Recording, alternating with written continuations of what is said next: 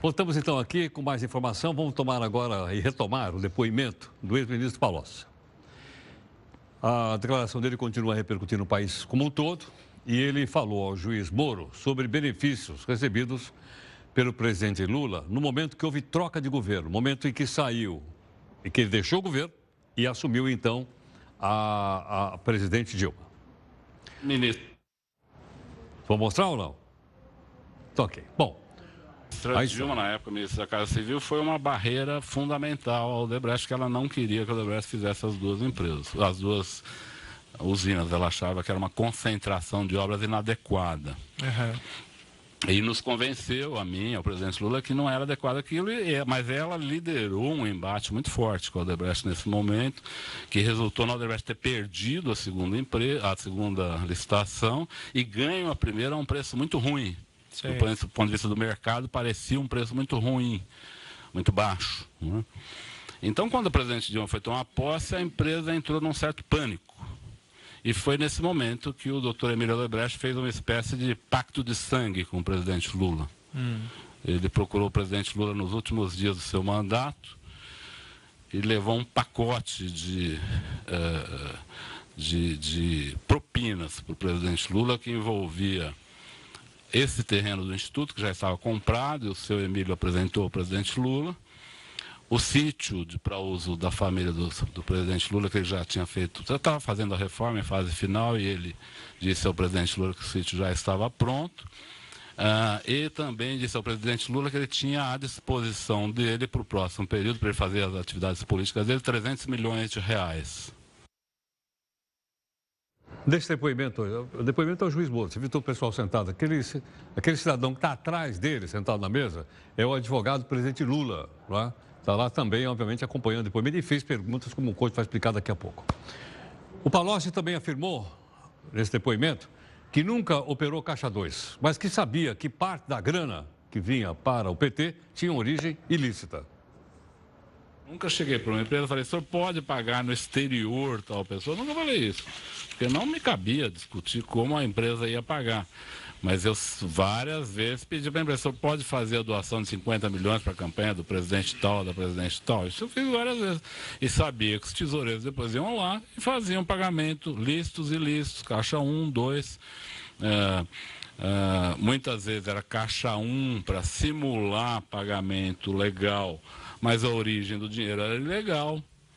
Um exemplo bom é na campanha de 2014. A campanha de 2014 teve duas características.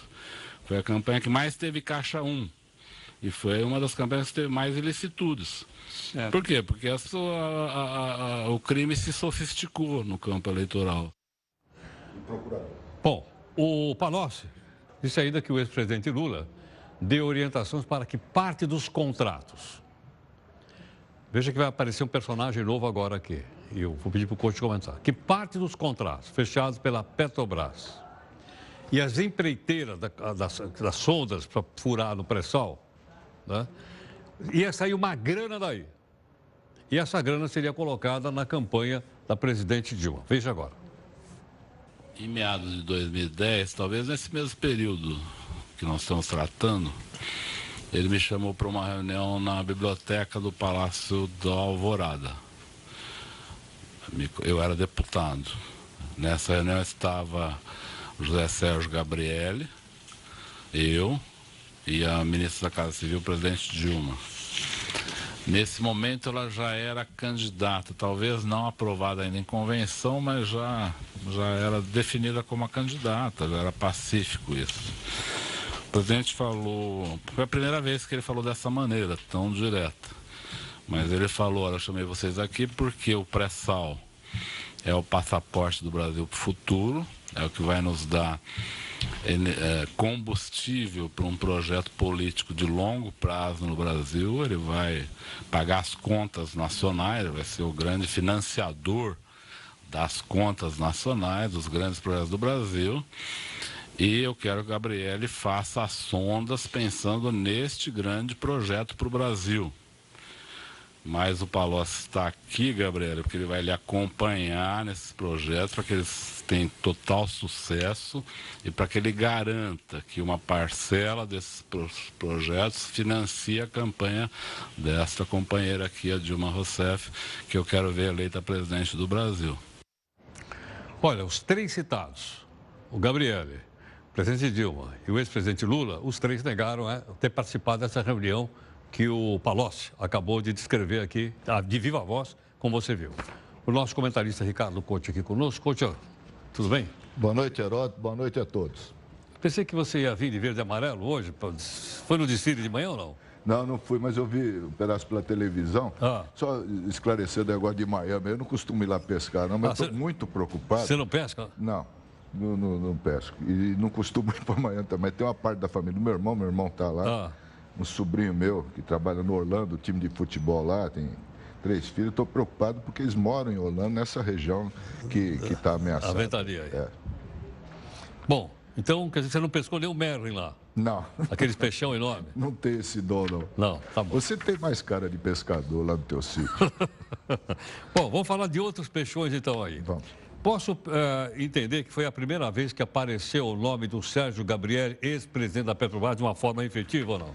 Até onde me lembro, sim. É difícil a gente lembrar de tudo, porque são tantos processos, mas nesses 3 anos e meio de Lava Jato, eu até estranhei que não apareceu nenhuma vez o nome do Sérgio Gabriel, que foi presidente por muitos anos da Petrobras, né? Inclusive quando houve a descoberta do pré-sal.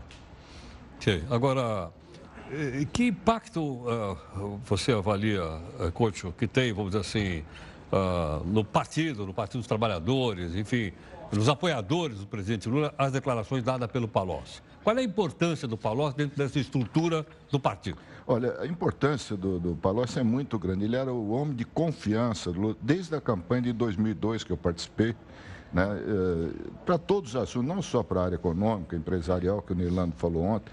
E o Nilando tocou no ponto que eu acho que é o mais importante, né? É a primeira vez que alguém do núcleo duro do PT, do comando, né, faz uma delação. Na verdade, não foi uma delação ainda, foi um depoimento que ele está negociando a delação dele. Sim. E como era de se esperar hoje, todos desmentiram o que ele falou, né? Os citados, né? E é sempre no mesmo ponto, cadê as provas? Ele falou, mas não apresentou provas. Esse pode ser um segundo momento do processo, como sempre acontece, cadê as provas? É muito difícil, uma reunião de 2 ou 3 pessoas, né? Quem é que vai provar que houve a reunião ou não? Né?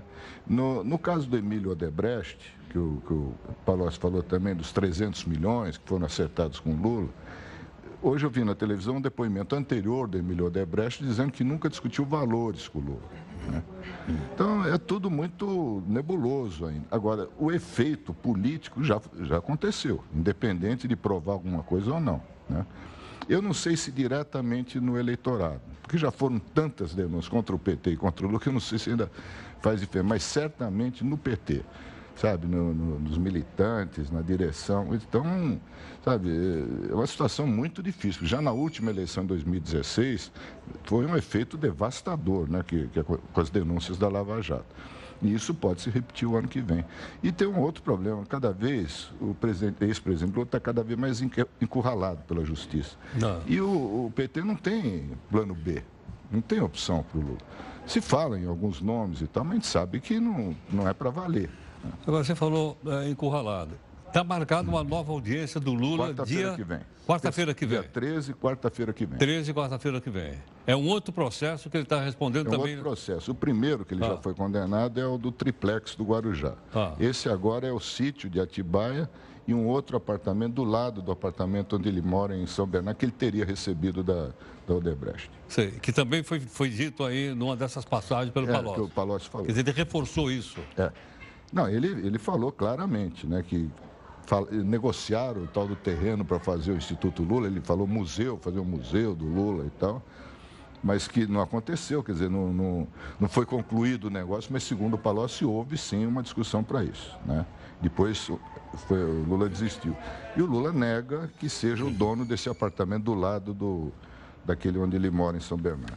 Poxa, tem mais uma coisa que eu gostaria que você conversasse aqui com o pessoal que nos acompanha no jornal toda noite. É o seguinte, acabou de vir aqui a notícia, acabou de chegar a notícia, está no G1, dizendo o seguinte, olha, O empresário Wesley Batista, um dos donos da JBS, disse nessa quinta-feira, em depoimento da Procuradoria-Geral da República,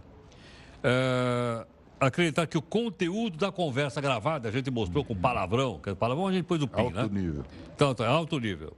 Entre ele e o diretor de Relações Institucionais da empresa, um tal de Ricardo Saldi, é conversa de bêbado, que eles estavam de cara cheia e que aquilo não tem valor nenhum. Quanto a isso, não tem nenhuma dúvida. Mas era voz de bêbado mesmo? Não, mas era um papo de bêbado ali, né, de fim de noite. Né?